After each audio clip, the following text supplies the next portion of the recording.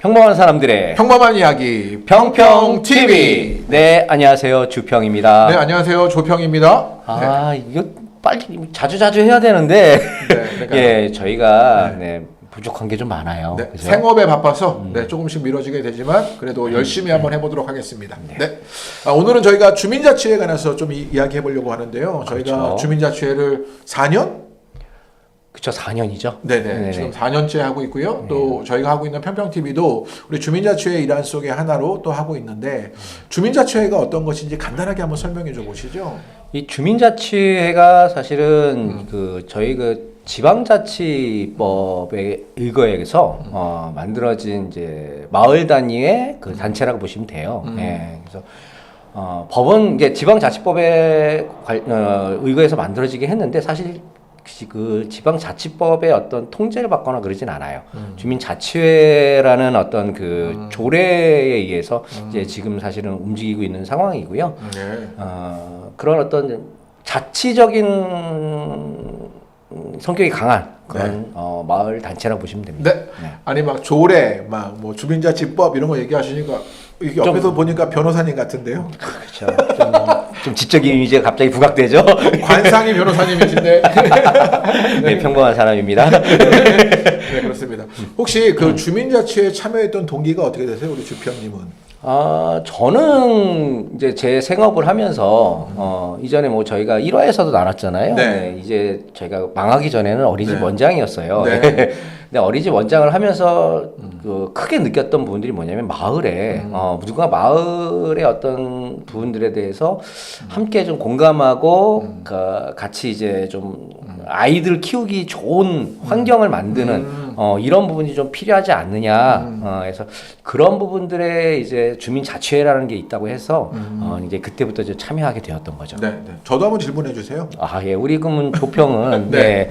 주민자치회에 어떤 계기로 들어가게 된 걸까요? 저는 네. 이 고양시 오래 살고 또 이렇게 지역에 오래 있으면서 약간 지역적으로 우리가 느끼는 한계 같은 게 좀 있었던 거죠. 그렇죠. 맞아요. 그 한계를 네. 좀 넘어서면 좋겠다라는 기대감이 있었고 그래서 특별히 또 우리가 저희가 화정동을 중심으로 하고 있는데 이 화정동이 일기 신도시잖아요. 맞아요. 그러다 보니까 점점 좀 노후화되어지는 일들도 있고 그리고 이전에 살았던 우리 젊은 친구들이 다 다른 곳으로 이사 가기도 하고 그럼 굉장히 안타까워 가지고요. 우리가 살기 좋은 한번 마을 만들어 봤으면 좋겠다. 그런 마음으로 우리 주민자치회를 저는 하게 되었습니다. 네. 맞아요. 이렇게 주민자치회를 통해서 이게 좀 이게 마을을 좀 더욱더 발전시켜 갖고 부동산 가격도 오르고 그러면서 이제 서로 살기 좋은 될까요? 동네를 만들면 근데 아쉽게도 사실 주민자치회로 어떤 동네의 품격 가치를 올리는 게 그렇게 쉽지만은 않다. 그러니까요. 이게 참 안타까운 현실 중에 하나예요. 예. 그래서 제가 이제 이 질문을 하려고 했는데요. 우리가 그런 마음으로 주민자치회를 시작했는데 4년이 지나왔죠. 그런데 어떤 결과가 있으셨어요? 제 개인적으로는 사실은 일반 봉사 활동과 주민자치회의 어떤 그 일과 큰 차이가 없지 않나 이런 생각을 좀 해보게 됐어요. 예. 이게 주민자치회라는 부분들이 사실은 마을을 대표하는 어떤 그 성격을 가지고 있는데요. 그러니까 이제 동사무소 옆에 동사무소랑 같이 있겠죠. 주민센터. 그렇죠, 그렇죠. 죄송합니다. 예, 주민센터. 주민센터. 주민센터랑 같이 붙어 있는 다른 뭐 봉사단체는 주민센터랑 붙어 있는 게 없잖아요. 주민자치회만 또 저희는 동장님 위에 있어. 동장님은 주민센터 2층에 있죠.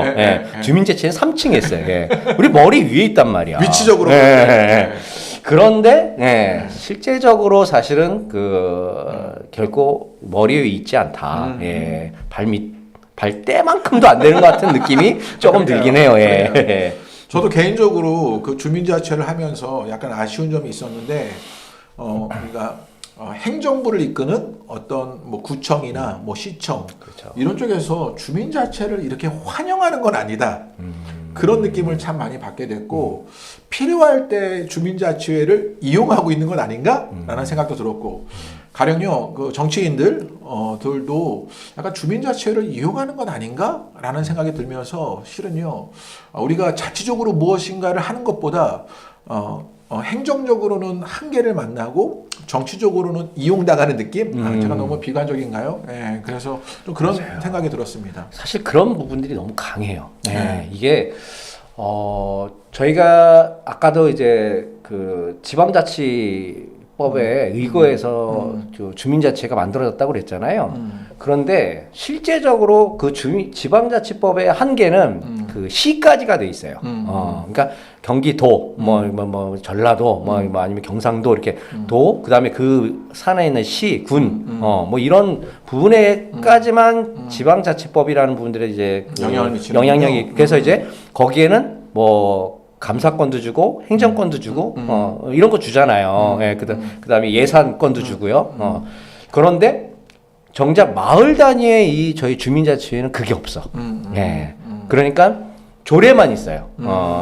그 조례만 있다 보니까 어떤 현상이 일어나냐면 지방자치단체장의 입맛에 따라서 얘네를 알겠습니다. 써먹을 수 있는 네, 네. 다양한 방법의 어떤 용도로밖에 생각을 안 할 수 있는 그런 구조다. 네. 예. 그러니까 결론적으로 지금 우리 주평님이 이야기하신 것을 들으면 그러니까 시민들이 자발적으로 참여할 수 있는 통로가 있어야 하는데 지금 주민자치회는 구성돼 있지만 자발적으로 참여할 수 있는 그런 통로가 막혀 있고 행정적으로도 혹은 법적으로도 그런 권한이 전혀 부여되지 않은 것. 그게 주민자치라고 그렇죠. 말할 수 있을까요? 근데 이제 사실은 저희 자발적으로 갔잖아요. 주민자치회는 자발적으로 들어올 수 있어요. 근데 자발적인 의견을 내기가 어려워. 이거죠.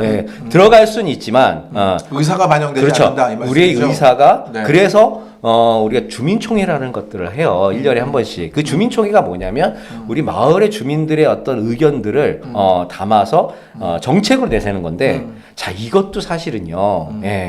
어느 한계에 다다르기 시작한 거예요. 짜여져 있는 거. 그러니까 축제 위주의 어떤 행사 외에는 어떠한 것도 사실 저희가 할 수 있는 게 없어요. 마을과 관련돼 갖고 아니 하다못해 그런 것도 있잖아요. 지금 마을에 애들이 없어.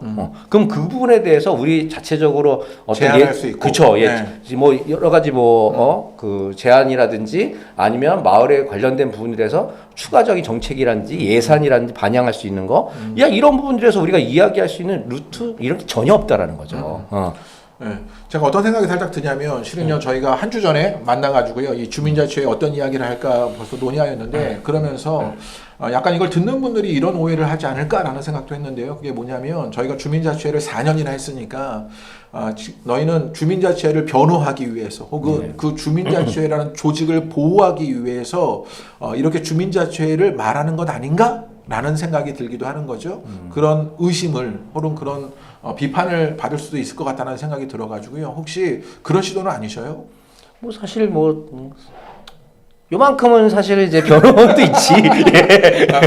우리 소속이잖아요. 우리 소속감은 이제 가지고 있어야죠. 솔직합니다. 그런데 중요한 부분들은 저는 이제 어떤 변호라는 어떤 그 개념적인 부분보다는 우리가 내야 할 목소리, 시민의 목소리를 얼만큼 제대로 낼 수 있냐라는 어떤 그 통로에 대한 부분들을 전 얘기하고 싶다는 거죠. 그러니까 아까도 이제 서두에도 말씀하셨지만은 어느 순간 이제 시나 아니면 동에서 너네 여기 저기 꽃 심어 하면 꽃 심는 봉사단체 그리고 야 여기 저기 축제해 그럼 그 축제해야 하는 그러니까 이게 너무 이제 이 수동적인 어떤 이 부분에서 사실은 우리가 좀 탈피할 필요는 있다. 그래서 이제 최근에 제가 이제 아마 1화 때 2화 때인가요? 2화 때 그 국회 그렇죠. 2화 때죠. 거기에 이제 마을법 관련된 부분들을 이야기했던 게 사실 이 부분 때문에 갔다 온 거거든요. 마을법이라는 것들을 아주 제정을 함으로 인해서 주민자치회에 대한 어떤 발언권이라든지 어떤 참여도 이런 부분들을 좀 확실히 늘려야 된다. 이런 건 정말 필요하다. 안 그러면 이 주민자치회가 유명무실해지고 정말 일개 그냥 봉사단체와 별 그 큰 차이가 없는 이런 단체로 갈 수밖에 없다 그런 생각이 들어요. 네, 네. 한 가지 질문이 드는데요. 네네. 그러면 주민자체와 일반 봉사단체의 다른 점은 뭘까요? 그 뭐 말씀드리자면 아까도 얘기했지만 뭐 동사무소랑 가깝다. 맞아요. 예. 맞아요. 네, 그래서 이제 뭐 동장님과 뭐 아니면 시의원, 도의원과 직접적으로 어떤 이야기하고 통로할 수 있는 이런 부분들은 분명히 봉사단체하고는 좀 달라요. 예. 그게 저는 그 물리적 거리가 어떤 행정적 거리도 가깝고 어떤 정치적 거리도 가깝다. 그래서 주민자치회라는 것 자체가 그렇게 가깝게 봉사단체는 아주 독립된 단체지만 주민자치회는 그래도 행정이나 정치나 밀접하게 관련되어 있는 것으로 더 어떤 장점을 가지고 주민을 위해서 지역을 위해서 할 수 있는 일들이 있지 않은가라는 생각들을 해보게 됩니다. 네. 그래서 사실은 저희가 주민자치회를 하면서 이 유튜브를 하는 이유 중에 바로 그거거든요. 좀 실상을 좀 알리자. 네. 네. 네. 좀 까발려 보자. 네. 네. 너무 이렇게 그러니까요. 확 그냥 이제 열받은 옷을 벗을 수도 그러니까요. 있는데. 예. 실은 더 노골적으로 까발렸어야 네. 되는데 사실은 실은 조심하고 있는 겁니다. 네, 말 조심 좀 하고 있죠 저희가. 왜? 가장들이잖아. 가장들 말 조심해야 되는데 그래도 할 얘기는 좀 하자. 네. 네. 이런 게 있어요. 우리가 어느 순간 그 봉사단체의 어떤 시에서 얘기하는 어떤 부분들의 봉사단체밖에 안 된다는 어떤 그 부분들이 가장 큰 부분들이 뭐냐면 자 이번에 경기도에서 네. 자 10억이라는 돈을 줬단 말이에요. 네. 네, 그래서 뭘 만드냐면 맨발 공원에 걷기. 맨발 걷기 공원을 만들어 주겠다. 그러면 이제 10군데를 설치하니까 1억이 필요한데 자 고양시에서 그러면 30% 자부담을 해라. 고양시는 안 해. 네. 돈이 없대요. 그러니까 왜 돈이 없어? 맞아요. 지금 보니까 작년에 막 시장님 막 해외 갔다 오고 막 그러시도 막 그거 좀만 줄여도 될 것 같은데. 그러게 말이에요. 그 3억이 없어요? 말이 안 되죠. 예. 그래서 좀 고양시 근데 그 부분을 얘기하는 누가 얘기해? 아무도 얘기 없잖아요. 그러니까 제가 얘기하는 거예요 지금. 이러면 되겠냐? 그래서 이런 부분들에 좀 시민들도 같이 좀 공감을 해주고 네. 좀 알리는 통로로서 우리는 좀 주민자치의 소속으로 좀 이렇게 좀 저희가 TV를 반영하는 거죠. 그 주민자치회가 지역에서 그런 소리들과 의견들을 반영하는 그런 루트가 되거나 그런 플랫폼이 되어서 시민들이 주민자치회를 통해서 이제는 행정부에 이야기하고 어떤 정치하는 분들과 함께 대화하고 이런 식의 대표성을 갖게 되는 일들 그리고 그게 법적으로 보호받게 되고 주민자치회는 더 능동적으로 활동할 수 있는 그런 일들을 하면 좋겠는데 아직은 주민자치회가 그렇지 않다. 그래서 있으나 마나한가라는 회의감이 들고 있다라는 생각하면서 그러니까 이제 간단히 얘기하면 그래요. 예, 자 지방자치법에 의해서 아까 얘기한 것처럼 경기도는 도의회가 있어요. 네. 그렇죠? 거기서 이제 예산권 반영하고 막 하잖아요. 예. 그다음에 이제 공무원들 막 감사하고 자, 그럼 시에는 뭐가 있어요? 시회가 시회, 있단 말이에요. 네. 예. 네. 근데 동해는 뭐가 있어요? 없어. 그러면은 공익근무요원이 있죠. 그분들이 뭐 감사할 거야? 네. 항상 그분들은 이제 감사는 하시죠. 예. 네. 항상 이제 감사한 마음으로 주민들 봉사하는데 동해는 그게 없어요. 예. 사실 그 역할을 주민자치회에서 하라는 건데 주민자치회한테 그런 걸 안 줘. 다 예산 다 끊어버리는 거예요. 예. 가장 큰 게 사실은 아까 뭐 그런 뭐 마을 것도 있겠지만은요. 저희가 할 수 있는 것조차도 돈을 다 끊어버려요. 그러니까 이전에는 저희가 뭐 3천만 원 정도의 어떤 예산을 이제 줘서 어떤 여러 가지 이제 그러니까 돈과 관련된 어떤 축제라든지 뭐 알 관련된 지역적 활동할 수 있도록 했는데 그거를 3분의 1로 줄여버리는 거예요. 1,000만 원밖에 안 줘. 그러니까요. 그럼 뭘로 해? 뭘 해? 예. 아무것도 못 해요. 하지 말란 얘기죠. 네, 그러니까 이런 게 생기는 거야. 주민총회에서 마을 의제로 해갖고 주민 투표까지 다 받아놔서 5개 의제 사업했는데 돈이 없네. 예. 돈이 없어 일을 못 해. 그럼 주민총회를 왜 하라고 하는 건데 도대체 돈은 주고 해야 될 거 아니야. 예. 그러니까 이런 일들이 막 비일비재가 일어나는 거예요. 너네들 보니까 말이 많아. 그러니까 안 되겠어.